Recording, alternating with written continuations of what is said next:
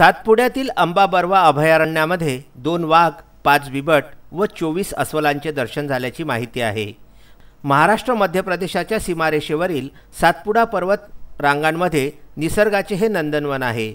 121.11 चौरस किलोमीटरपर्यंत डोंगरांनी वेढलेले हे अभयारण्य 1130 वन्यजीवांचे हे घर आहे। बुद्ध पौर्णिमेच्या लख्ख चंद्रप्रकाशामध्ये 7 मे रोजी वनकर्मचाऱ्यांनी 54 पाणवठ्यावर 28 मचानी उभारून प्राणीगणना केली। त्यामध्ये उपरोक्त वन्य प्राणी आढळून आलेले आहेत, तर 2 वाघ व 5 बिबट यांचे दर्शनसुद्धा झालेले आहे।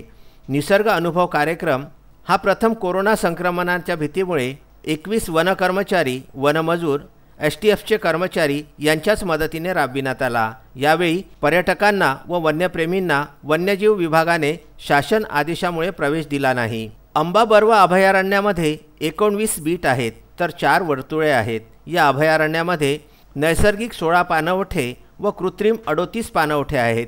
त्या ठिकाणी वनपरिक्षेत्र अधिकारी सुहास कांबळे यांचे नेतृत्वामध्ये वनकर्मचाऱ्यांनी जी प्राणीगणना केली त्यामध्ये 2 वाघ, 5 बिबट, 24 अस्वले, 214 रानडुकरे, 76 नीलगाई, 30 सांबर, 27 रानगवे, 36 बेडकी, 4 तडस, 105 लंगूर, 325 माकडे, 11 मसन्याऊद, 34 रानमांजरे, 127 मोर, 6 ससे, 4 सायल, 1 खार, 2 कोल्हे, 3 लांडगे, 2 हरिण व 1 चितळ असे एकूण 1130 प्राणी आढळून आलेले आहेत।